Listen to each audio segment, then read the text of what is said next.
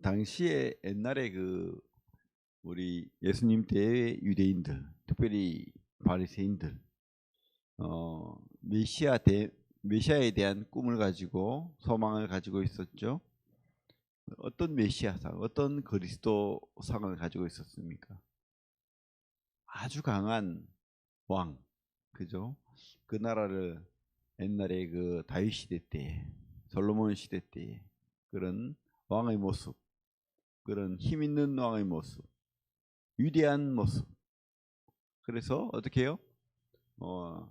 나약하고 쪼그라들고 식민지로 있는 그 나라를 회복한, 다른 모든 나라를 다 쳐부수고 나라를 독립시키고 힘 있는 강한 하나님의 나라를 세우는 그런 꿈을 가지고 있었습니다.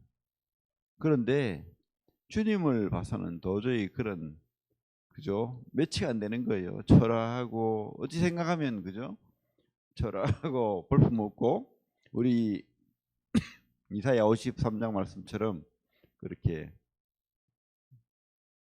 뭐 풍채도 없고 존경할 만하거나 뭐 그렇지도 못하고, 그리고 갈릴리 나사렛이라는 촌동네에서 나신 분, 그러니까 연약한 그런 모습의 메시아는 보기도 싫고 상상하기도 싫고 또 기대하고 싶지 않은 거예요. 성경이 어떠든지 상관없는 거예요. 그냥 싫은 거예요. 그죠? 우리 주님이 오늘 계자씨 비유를 말씀합니다.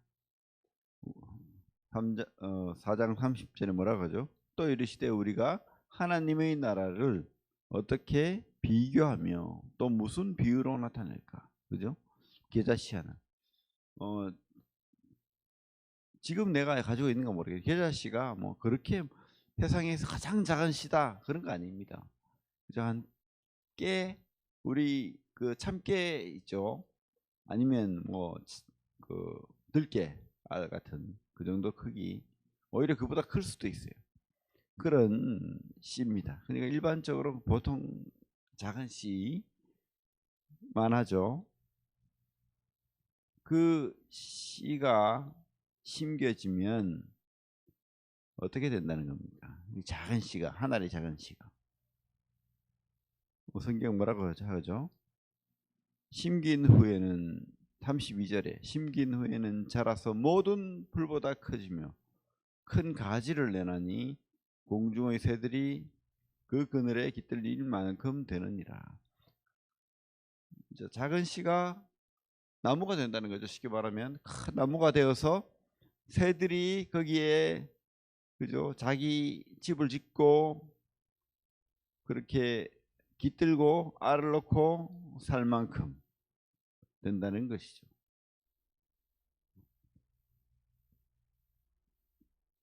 오늘 말씀은 공중의 새들이 그 그늘에 깃들일 만큼, 이 말씀은 뭐 다른 해석도 있지만은 뭐 그게 아닌 것 같고, 세상 모든 곳에 하나님의 복음이 전파되고 증거되고, 그래서 많은 영혼들이 구원받는 그런 하나님의 나라의 확장, 큰 하나님의 나라를 비유한다라고 생각이 됩니다. 작은 것에서 큰 나무가 되어서 거기에 많은 새들이 와서 자기 집을 짓고, 그죠? 그렇게 살 만큼, 그렇게 보금자리를 짓고 살 만큼 된다. 는 것을 우리가 보게 됩니다. 그리고 오늘 또 35절부터 보면 우리 주님이 제자들에게 이제 그 갈릴리 바다를 건너가는 모습을 보게 되죠. 건너가자라고 하니까 그 건너가는 과정 속에서 아마 대가볼리라고 표현이 볼 수가 있죠. 대가볼리 쉽게 말하면 어디입니까? 요단 동편 북쪽, 저 북쪽이죠. 그 대가볼리, 이방 나라죠. 이방인이 사는 쪽으로 건너가자 하시니 그들이 무리를 떠나 배에 계신 그대로 모시고, 주님께서 이제 배에 있으면서 이렇게 말씀도 하고 비유도 하고 이렇게 했잖아요. 이제 그대로 무리를 떠나서 이제 배를 타고 가는 거예요. 그런데 어떻게 해요? 고물가에, 그러니까 배 앞쪽에, 그죠? 배가 이제 진행하는 방향 그 앞쪽에 이물 그러면 이제 끝이고 저 뒤쪽이고 고물 앞쪽이죠. 그 앞쪽에서 주무시고 계신 거예요. 그런데 이 갈릴리 바다가 갑자기 강풍이 많이 인답니다. 이렇게 세로 한 16km, 가로 한 8km니까 뭐 바다죠. 쉽게 말하면 큰 바다같이 큰 호수인데 이렇게 강풍이 부니까 위험한 거죠. 그때에 제자들이 이제 선생님 우리 죽는 것 같이 힘듭니다. 어떻게 이런 환경에서도 주무십니까? 하니까 주님께서 깨어서 어떻게 해요? 잠잠하라, 고요하라 이렇게 소리치니까 어떻게 해요? 바다가 쫙, 그죠? 우리 여기 손을 놓고 시편 38편 9절 볼게요. 시편 83편 9절.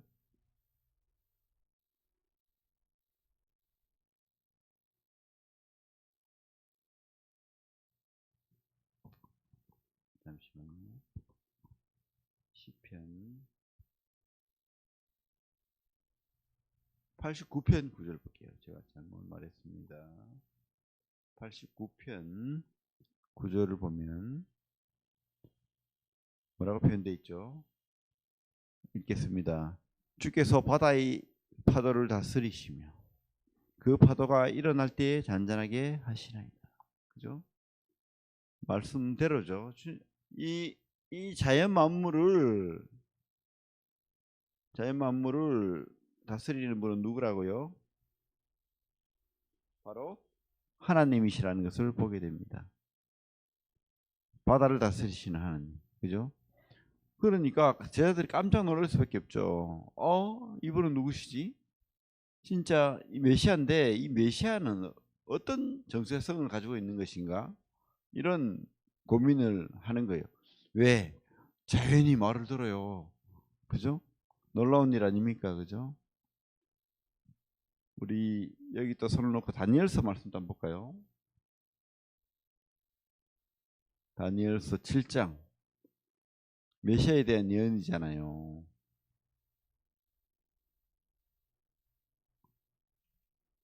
다니엘서 7장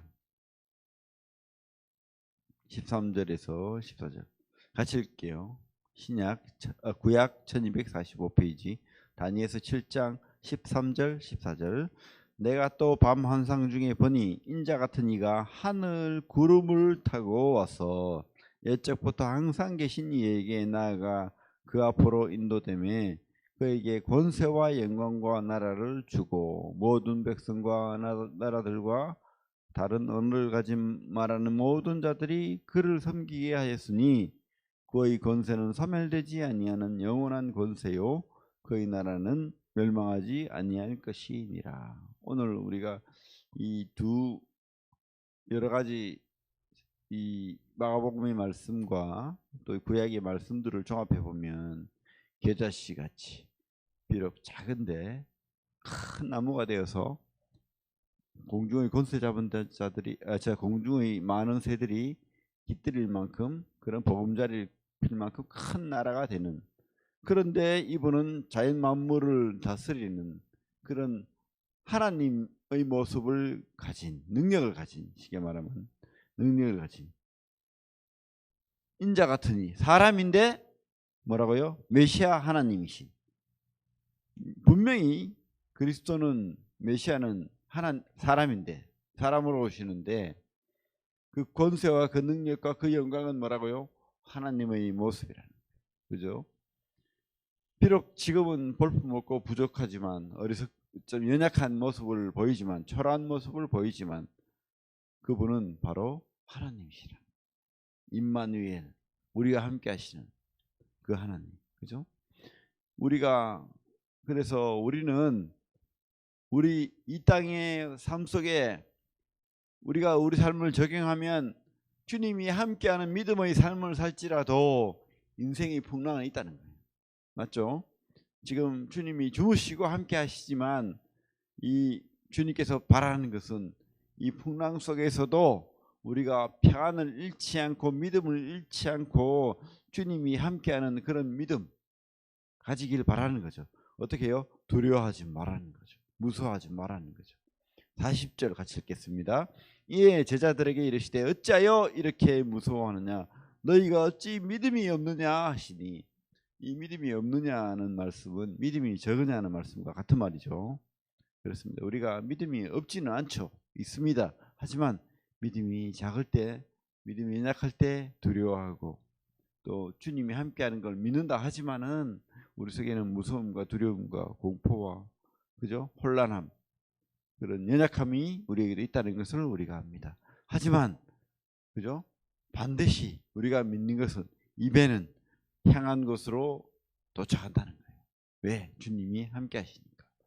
또 우리가 주님께 의지했을 때 주님께서는 이 자연 만물까지도 다스리시는 임마누엘 하시는 하나님임을 믿습니다. 두려워하지 마라. 내가 너와 함께합니다.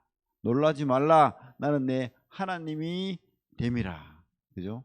주님의 약속이죠. 이런 말씀을 믿고 우리가 인생의 풍랑도 믿음으로 건넙시다. 오늘 제목인데, 오늘 인생의 풍랑도 믿음으로 건넙시다.